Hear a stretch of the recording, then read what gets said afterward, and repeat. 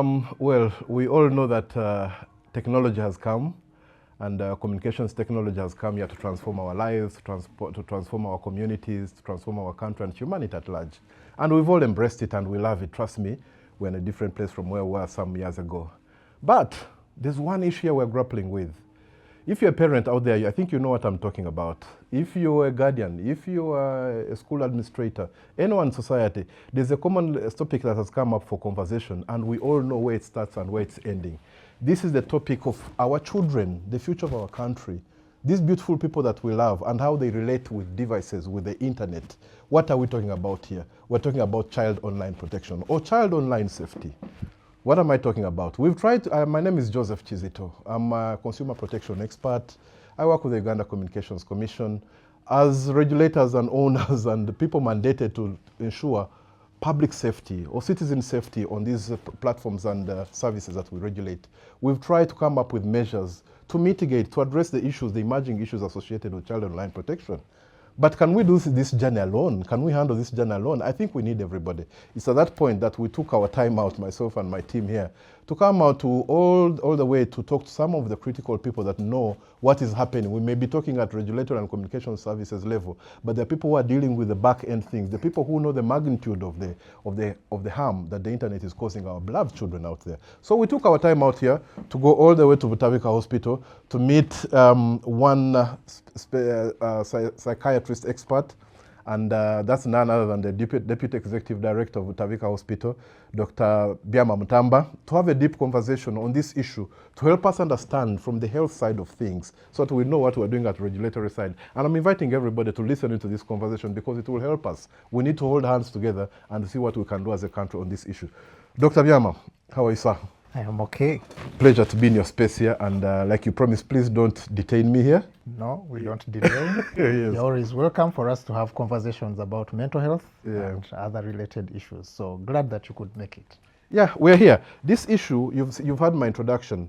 The issue of our children and the internet, it's a good thing for them. It's helping them learn. It's helping them get identity, and many of them are even getting employment out of it in today's world where employment levels are an issue. But what, for starters, before I even ask you the risks, what do we really understand to the ordinary person listening out there? What is this whole child online protection subject about? Yes. Yeah. Thank you, Mr. Chizito, and to your team. So child online safety and protection is really about what can we put in place in terms of policies, our practices, and the tools that are available to us. And like you said, in all our different spaces. Yes. Is it from the regulatory side? Is it from the education side, the health side? But importantly, from the parents and guardian side, what can we put in place that can protect children from the dangerous effects of unregulated internet use? Yes. That is what really child online safety is. And later on, we shall talk about the practices and some of the risks that are associated with unregulated internet use, which we could also call the digital use. Okay. And that's what we are here to talk about. Okay, so it is our children going on the internet. At least I've not heard you say we should stop them from using the internet. No. We should not deny them the devices. Yes. Yeah, because there you'll be locking them out of the digital journey. Yes. But anyway, okay, now that is known, so we know our children can use the internet, but we can't allow it to be used without guidance.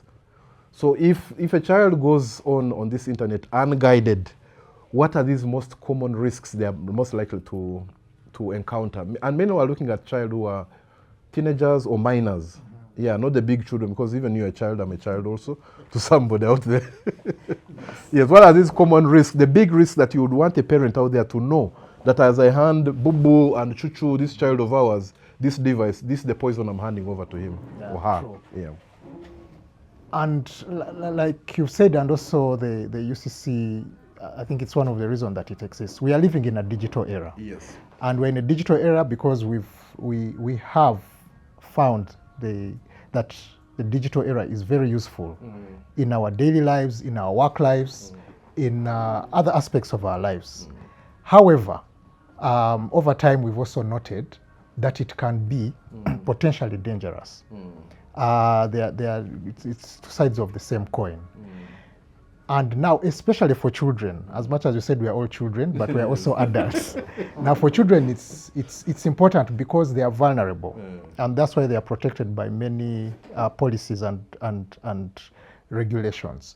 Because we shall get to it because of the age of development at which they are, and also what legally they are able to be accountable for or not. Now, in terms of the digital space and protection of children in the digital space and child online protection, over time, and there's a lot of evidence to show that, and later on even the science, it really emanates from the science, that with using internet or digital spaces, there are really four categories that we can put the risks into. Yes. A lot of it has to do with the content. Unfortunately, there's a lot of good content on the internet, and that's why schools or even at home or in our workspaces, there's a lot of content that can improve the way we work or can add to our knowledge and even our skills. But that said, also in the digital space, there are also a lot of dangerous content in terms of what promotes violence. Yes. There's a lot of cyberbullying. Yes. There's a lot of what seems attractive content, but inevitably harms the health of our children. Yes. There's inappropriate content. Yes. A lot of sexually inappropriate content. Yes. And like we shall see later on, in order to address a lot of these things, we need to use an age-appropriate model. Age-appropriate model. Yeah. Because in ensuring child online protection. Okay. And I needed to emphasize this, that many times we are looking at the teenagers or the older primary school, but yes, we all know that these days a lot of parents, we parents are using digital tools, yes, to engage even the young ones, even 2-year-olds, even yes, 1-year-olds. Yeah, that's true. A 2-year-old. Yes, a 2-year-old. Do they even know, from your medical expertise, do they have the cognitive ability to know that this is a device? A 2-year-old, that's 24 months. Well, they know that this is something very interesting, yes, that captures their attention. You know, the internet captures your attention. Yes. Now the brain, one of its biggest functions is to capture your attention. Yes. And that attention is focused on something that is very exciting. Now, if that excitement is not regulated, yes, then it poses a lot of risk, like we shall see. So for this child, that process starts, and now it channels the brain development into that area where that content, the child will, unless you bring this digital device, unless, yes, you put on, it all started with TV, but now we have gadgets like tablets and the phones. Yes. That is what is going to calm them down. Yes. Whereas previously there were other things that we could use to calm them down. Yes. And like we shall see later now, that affects brain development. Yes. But anyway, going back, there are those risks about the content. Yes. Then there's the risks about the contact also. And contact really has a lot to do with who are they in contact with online. Okay, yes? I get you. These predators. You've made this child access a device, maybe, yes, a phone or tablet. Exactly. So risk number one is the content they find there. It might be inappropriate. Yes, inappropriate, and dangerous, as you explained. Yes. Then later on, there's also the contact. The contact. Meaning, who are they interfacing with? Yes, interfacing with. That's the word. Yes. Whom are they interfacing with, yes, online? And we are very aware that there are wrong people online. I can't, yes, use any other words. They are there for very selfish reasons. They are predators online who are looking to take advantage of them. Yes. And there are other dangerous people trying to attract them to get into different programs. We hear about the pornography. Yes. They are recruiting them into different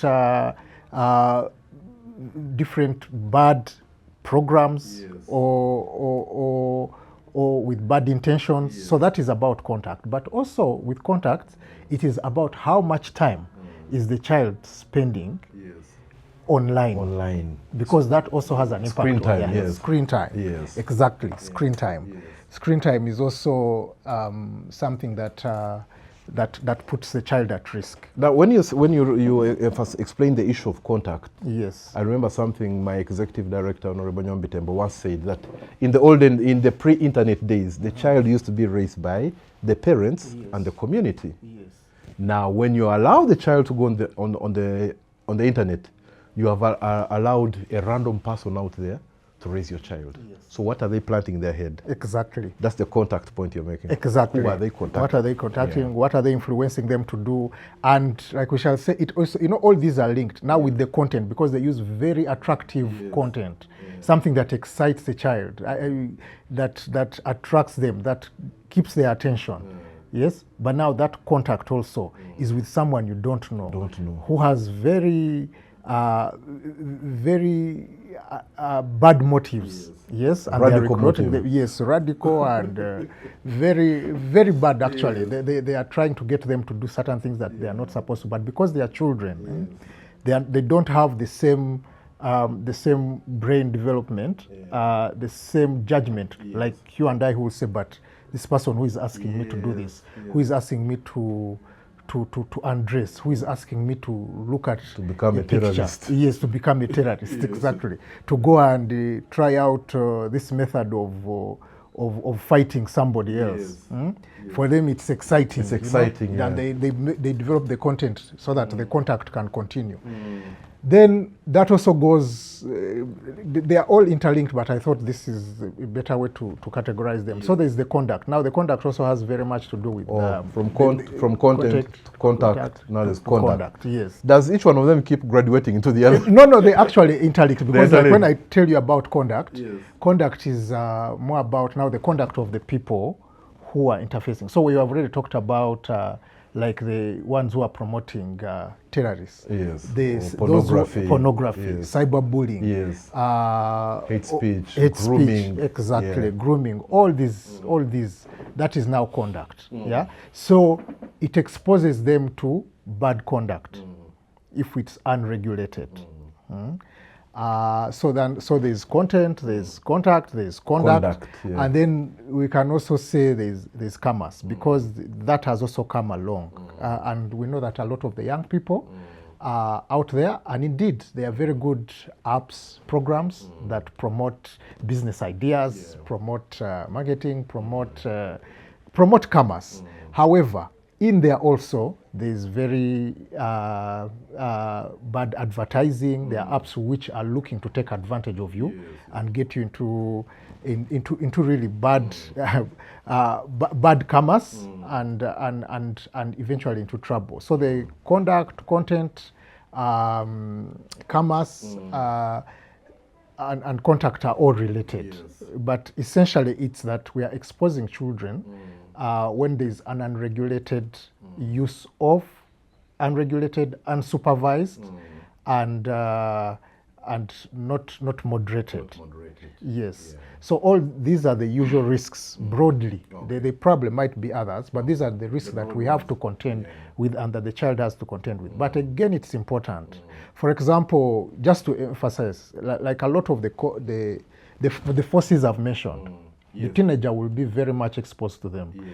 The 3-year-old might not get into commerce, might not get into conduct, they might not understand, but it will progressively have an effect.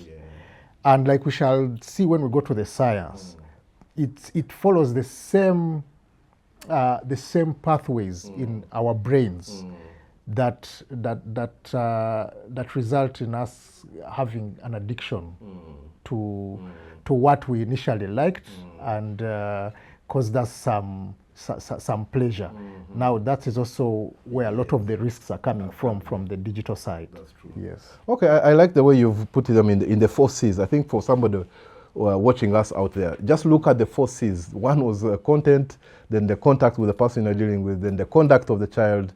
And conduct here, you'll see that treasured baby of yours, child of yours, junior, princess, whatever we call them, they are treasures. After some time, from the time you gave them the phone, you see them withdrawing. The conduct is changing. Somebody who used to run to daddy, mommy for anything and everything, they're now being guided and they're withdrawn from you. You've started losing your child already. I think this is quite an ugly picture. That's yeah, but now just to go, they start acting out. They start acting out, yes, because their behavior is being influenced by somebody, and this is not somebody even in the neighborhood. It could be somebody in South America, exactly, in the Far East, in Asia. Yes. That's what technology. They're in charge of your child. Without your knowledge, you're out there looking for the money. This is painful. Yeah. Now, what from your knowledge, from your expertise, these things you've explained, what are the main drivers? What are these things that are enabling them to happen to our beautiful children? So I think we can sum it up in the fact that, and I think we shall come to it, yes, that it is that we have so much available digital spaces, yes, unregulated. Yes. Yes. And now these now create the risks for conduct, because we have the digital devices and which are available to any child now. Yes, yes. And they are seemingly harmless. From yes, the outward. Yes, from the outside. Yes, yes. And remember that we are talking about child online safety, and that is focusing a lot on the internet. There have been devices before. I mean, previously would have devices where they have video games, yes, but even that one you want to regulate it. Yes, but these are games. Yes.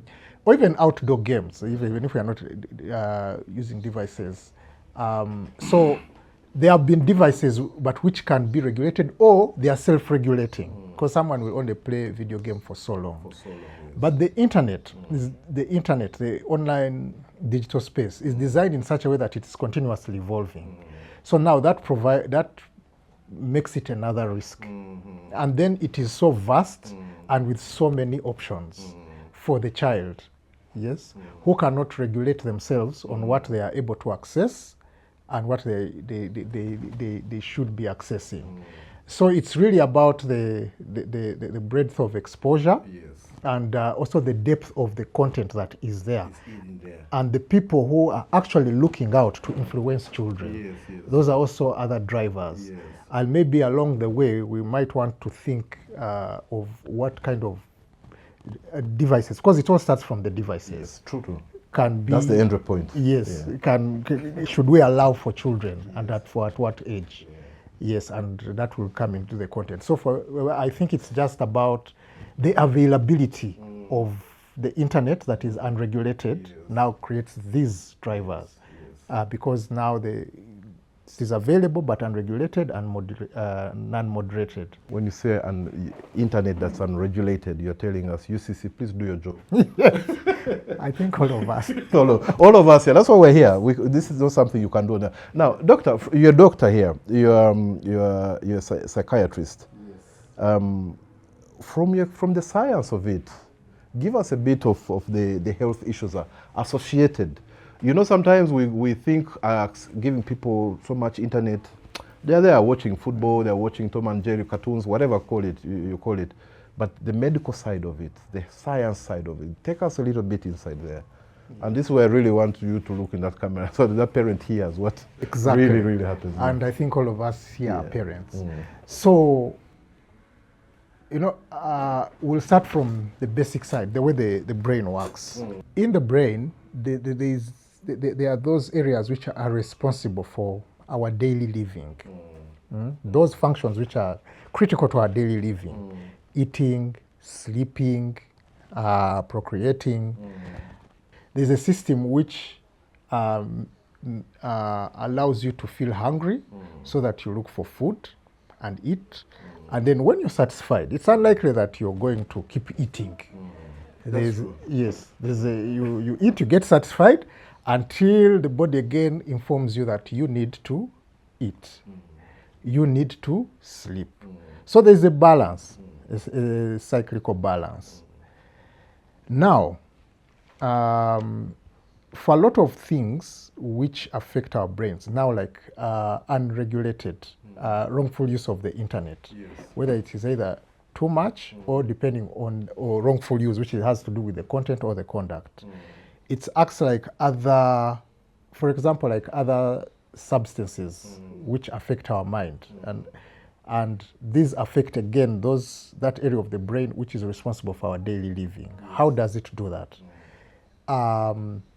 It creates a bigger demand than what is normal.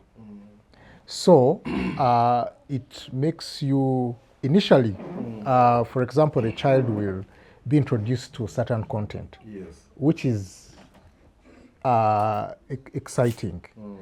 And it can be, for example, cartoons.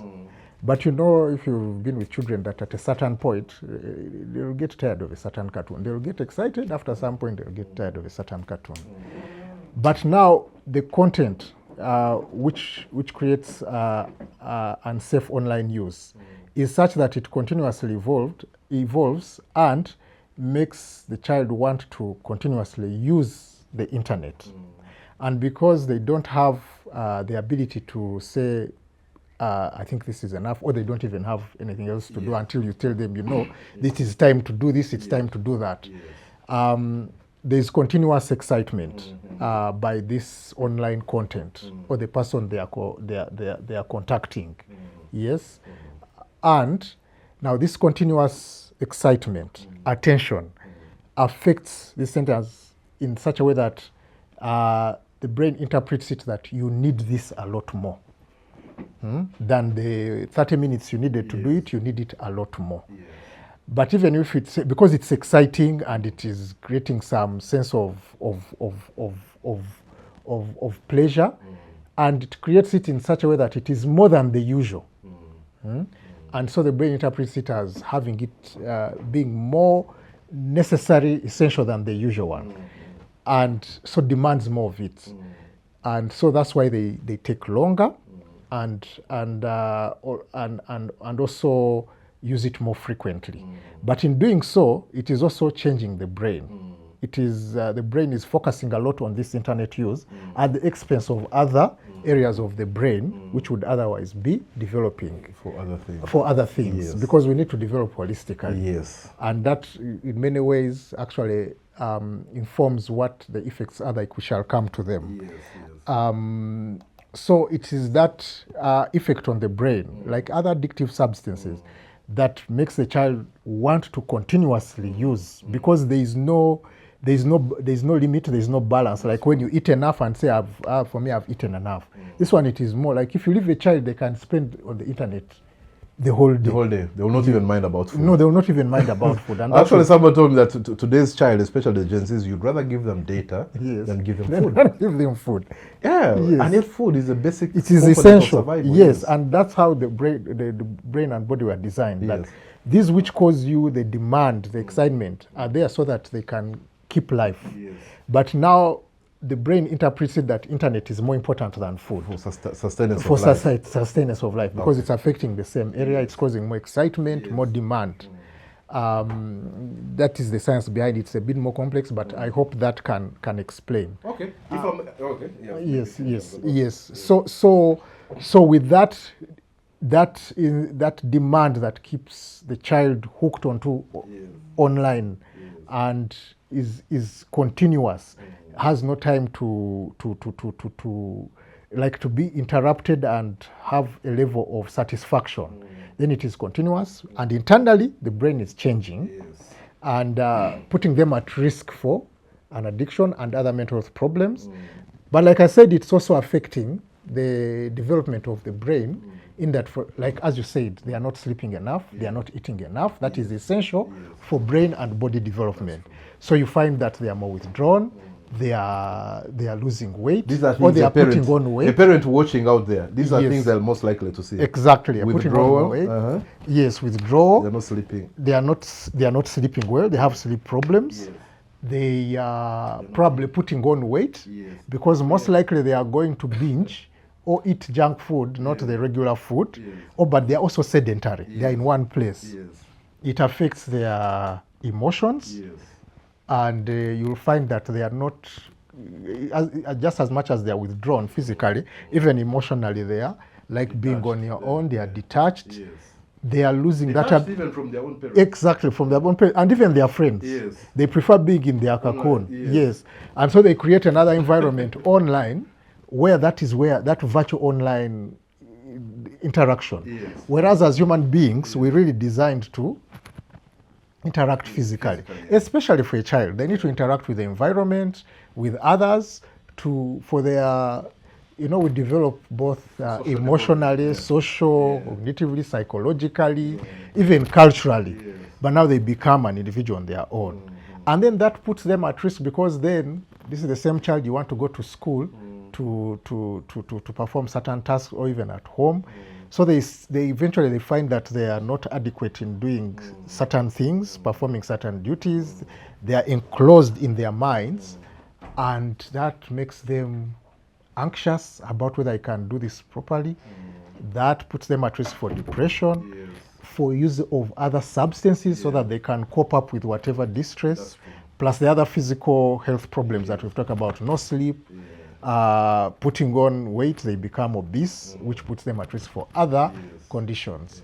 So those are broadly the health effects that come as a result of the effect of the brain and eventually on the mind.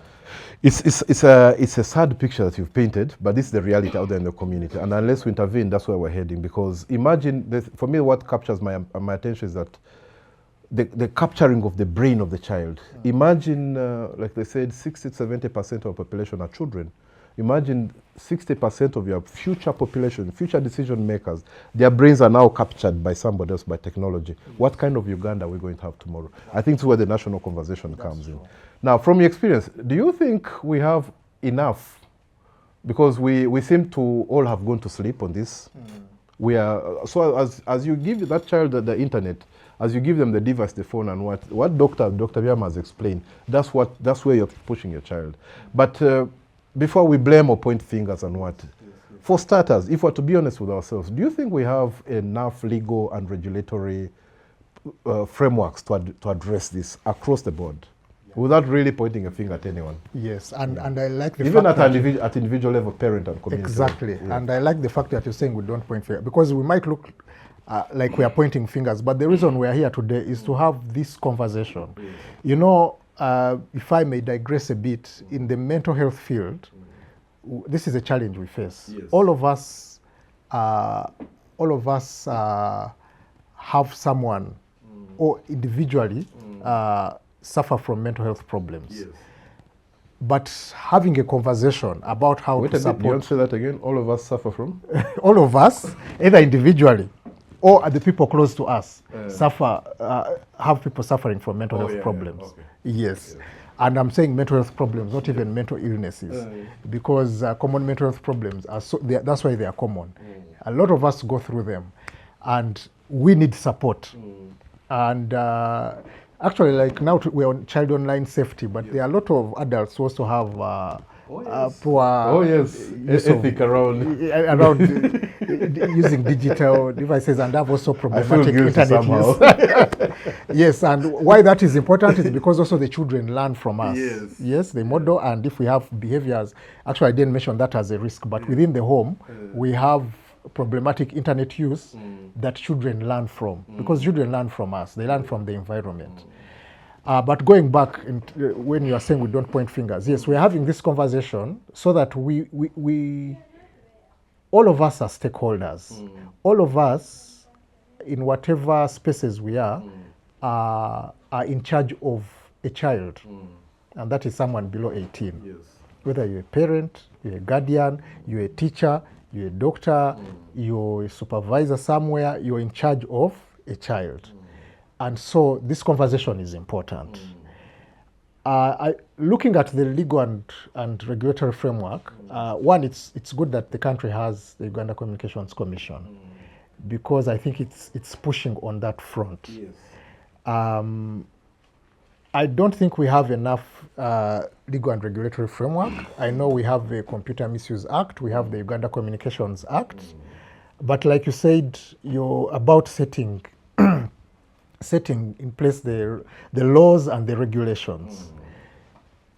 The biggest concern for me is how do we design, how do we bring them down so that they can speak to the parent, to the guardian of the child, so that they can address the issue of risk from content, conduct, contact, commerce, and any other risks. How do we design that regulatory framework? There might be the broader roles, and I believe they are there, which might speak about how to use gadgets safely, how to protect the child and other vulnerable populations.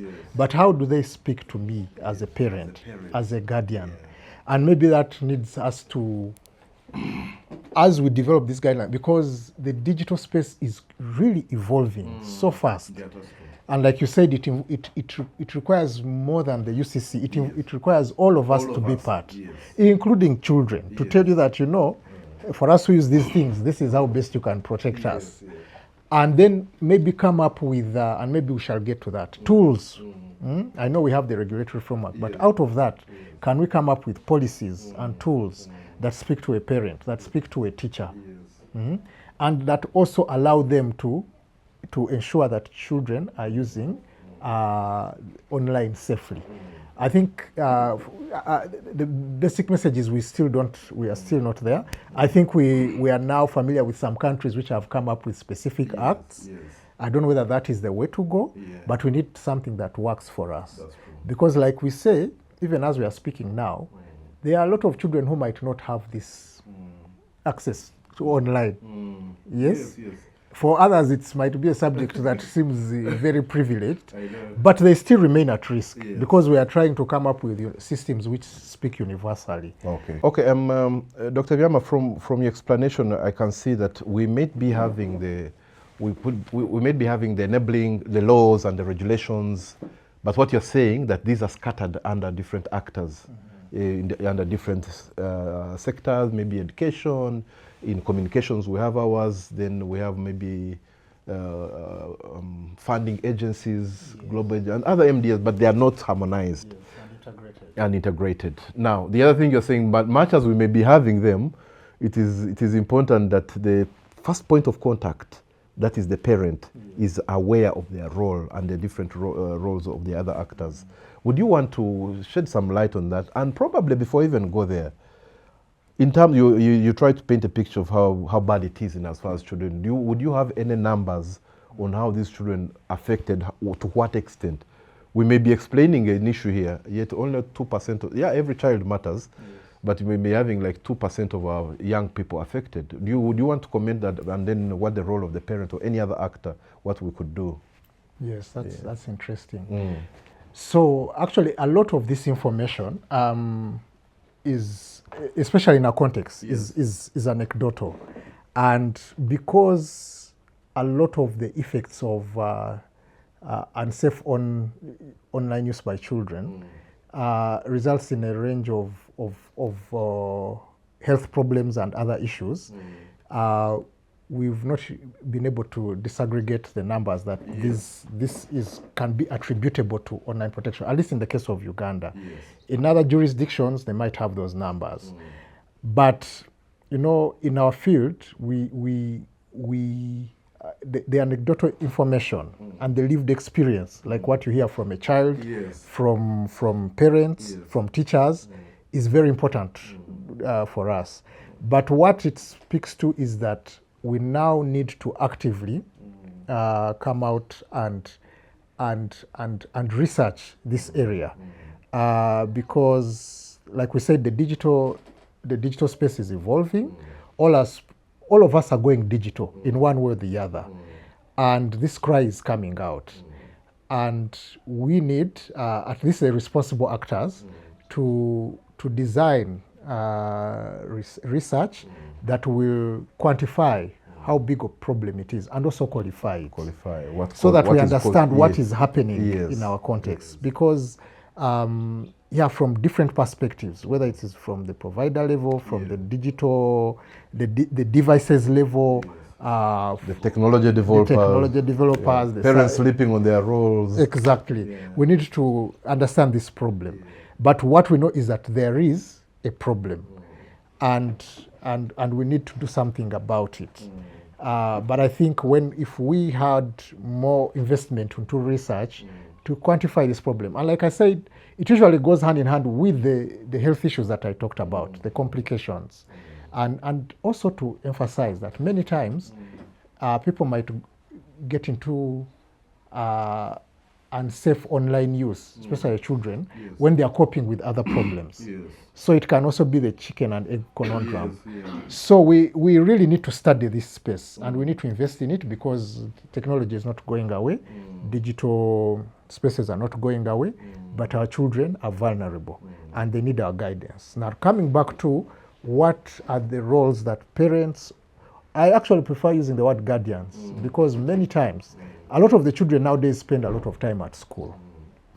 Some schools have the access to and use of devices and online varies among schools. There are schools which have very stringent policies, others are flexible. But I think we need to have, like I said, some guidance tools, some educational tools, and also some awareness tools for parents and schools. And I think parents and schools work together a lot. But then there are children also who are out of schools but still access online. Very true. Yes. And so we can look at other spaces. Is it the religious spaces? Is it community spaces like sports areas, like markets? But that we have communication material that can speak to adults responsible for children and even to children themselves because information is power. It's just that online a lot of information is being wrongfully used. And then we need to now also beyond now the individual tools which can guide an individual. Now we go to the institutional tools. And in my mind, I think, and we had hinted upon it, the scattered policies. I think we need to have integrated policies. We need to have our curriculum for different levels of education, have specific guidance on online use and safe online use. There you are reeling in the Ministry of Education. The Ministry of Education, yes. I think they become a key holder, a key player, because they have the single biggest catchment area for young people, the school system. So Ministry of Education, I think, becomes a big actor. Very big, because we've been working with them on having guidelines on integrating mental health and psychosocial. Yes. And I think digital, talk about problematic internet use, but it might not be so strong. I think given the breadth of the problem, I think building on the existing policies, curriculum, we need to add more about child online safety and problematic internet use. And then I think we need to update our policies. But again, that comes back to research. Because of an evolving field, we need to invest a lot. We need to like UCC, for example, and even Ministry of ICT, they should really have a dedicated budget on research, on how digital spaces are affecting the all of us, the young people and all of us. Okay. I think from your conversation, if I'm to sum it up, you think we should have strong parental controls and filters on the devices. You think children should be taught about what privacy means, especially when you go online, that you don't expose everything about you simply because you're online and you're thinking you're safe. And I think I also picked that you're encouraging open communication between parents and kids and everybody else. Yes.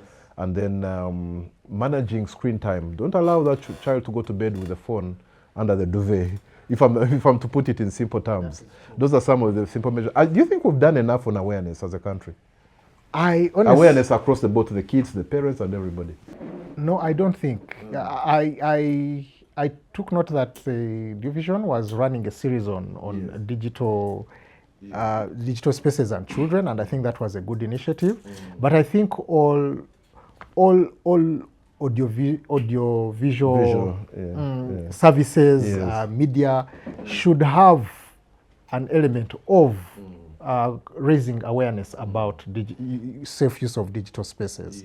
And like you said, some of the things you mentioned, so now those are very specific about what do we tell the parent, how do you manage screen time, how do you regulate time, and being very strict and understanding the consequences of unsafe online use. And I would probably even suggest that that I think later on maybe we might talk about it. The service providers have specific messages about that.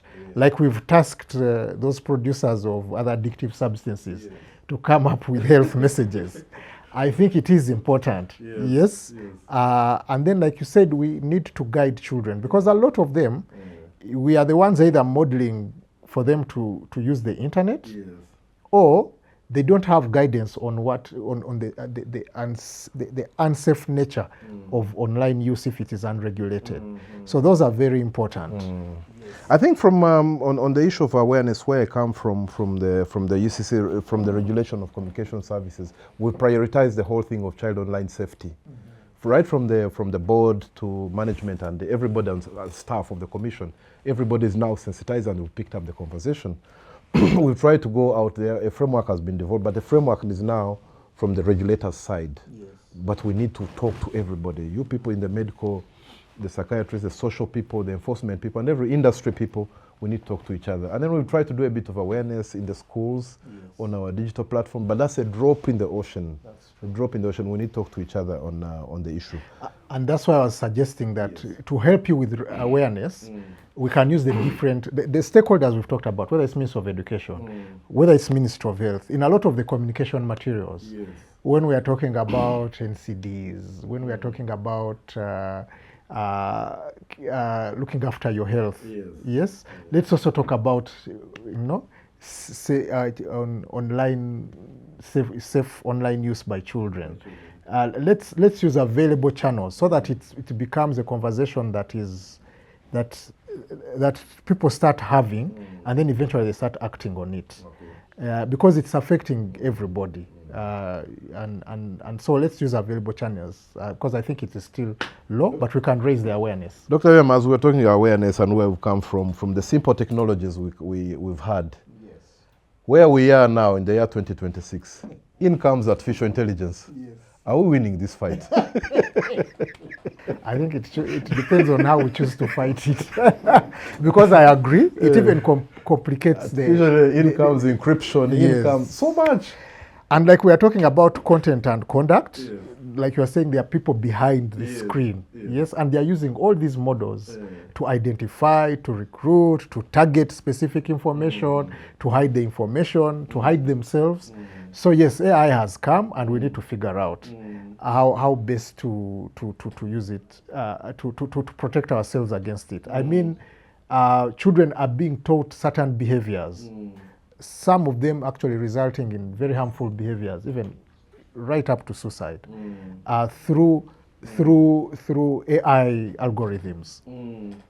And like you said, how do we win this fight? It's challenging because it's continuously evolving. Yes. I mean, you're the people to tell us how do we navigate it. On the flip side, I think we can leverage on AI to actually create safe online use.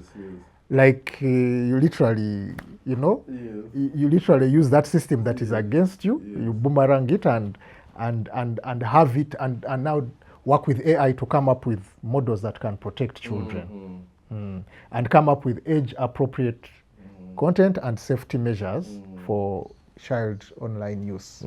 Okay.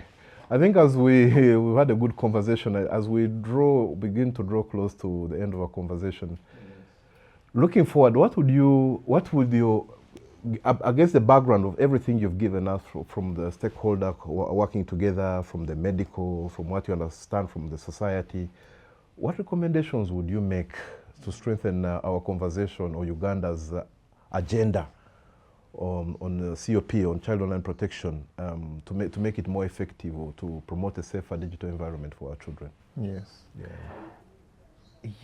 My recommendations, there could be quite many, but I have a few. One, I think we build on what we already have. I want to appreciate that Uganda has the UCC, and that gives us a powerful institution to actually work with other entities, like we've talked about, whether it's Ministry of ICT, whether it's Ministry of Health, Education, Gender, Internal Affairs, all the other entities, to develop a responsive policy and regulatory framework. Yes. I think that is important, so that whatever we are doing it in an integrated and harmonized approach. The other is to really beef up the awareness. We need to use all available measures, and you're the masters of communication. We'll try. I think I think you can design you can design the I number. can assure you, I can give my word on top of our game on that. On the awareness aspect, the Exactly. commission is on top And I think you can use every available Ugandan Yes. to actually do it. I think there could be different messages coming through, even the same gadgets, which are put people at risk, that, you know, be aware of child online safety, and these are simple measures that you can use with your children. And then work with child spaces to make them safe. Okay. Especially schools and families, and have these, like, let's reach out to, a lot of adults are responsible for children. Schools, definitely. Parents, sometimes it is a dynamic situation, but all responsible adults, and also those children who are of age, let's say the adolescents, the teenagers, who can interpret and make decisions about their lives, also get targeted information. We need digital literacy, and for a lot of people, That's true. we need digital literacy. For a lot of us, some of us, I think, are illiterate in some digital spaces. So we need to really up that, because a lot of these online dangers, we don't see them coming. That's true. They capture us before we know it. We've emphasized parental involvement. I think we need to design specific information for parents to understand the dangers of whatever level of children. And I think we are having this conversation before. The children are even ahead of us in terms of digital literacy. So maybe the parents were asking to supervise, maybe they just don't know. Poor us, we don't know where to start from. They are ahead of us. We are the ones who give them the phones to help us navigate. And you don't know which rabbit holes they're running into. Instead, they are setting up there. Yes. So, like you said, the communication experts and the digital space experts, you can help us. Yes. I also think we need some level of digital surveillance. I know this is a bit controversial. Oh, yes. But we can't leave it to be an open field. Yes. That is causing us a lot of problems, even for example, in other addictive substances or harmful substances. There has to be some level of regulation. Otherwise, once you have an open field, everything comes in, especially for the providers and the users. And like I said, we need to invest in research. We need to keep up with the world and how it is evolving. And I think we need that investment in that regard. But generally, public awareness, form the tools, have a regulatory framework, invest in research and development, and then design materials that improve our digital literacy and support us to protect children and ensure safe online use. I think that's what I would recommend. Okay. I think those are big and interesting, manageable, implementable recommendations you've given. They are not any one individual person's responsibility, but your first call that you made, that we need to work together and these can be realized. I think I really want to thank you for your time, for your insights, for your technical expertise within your field, but also beyond, to look at it against the background of the entire country, of our children and humanity at large, if I may say. Because like we said at the beginning, technology is here, we're not going to go back. Our lives now are aligned to what technology is doing for us, doing very good things. But the bad things is what we need now to get into. They can undo the good things. They can undo the good things, yeah. So there's a big concern for somebody watching us, right from the highest office in the country, from the head of state's office, to ministry level, to the many actors at community level. And because it's now a big global issue, even at a global issue, some of us report to the International Telecommunications Union, the continental offices, and then the regional, East Africa and all. The child online safety has become a big conversation. And because of that, and the impact it's having, and the projection of the future citizens we're seeing, the vision we're having of Uganda of tomorrow, I think we're running a very big risk if we don't address the issue right now. At UCC, we have tried, we're positioned to address the 4 pillars, and these are collaboration. That's why we're here talking to you. We are doing a lot. We're going to monitoring.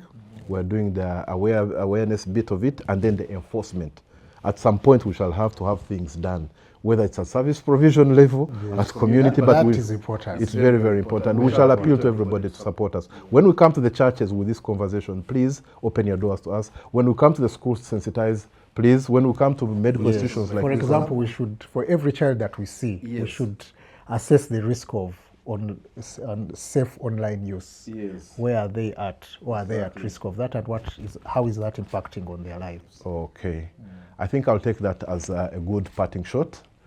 Thank you very much, and we shall be back on this. Let's continue discussing. Indeed, the conversation needs to continue. Yes. But for anybody who really want to pick up this conversation, you'll get it on our socials, Dr. Byamah's and ours at the Uganda Communications Commission. Any other conversation you want to carry on, you can call us on our toll-free number, which is 0800 222 777. 0800 222 777. Thank you very much.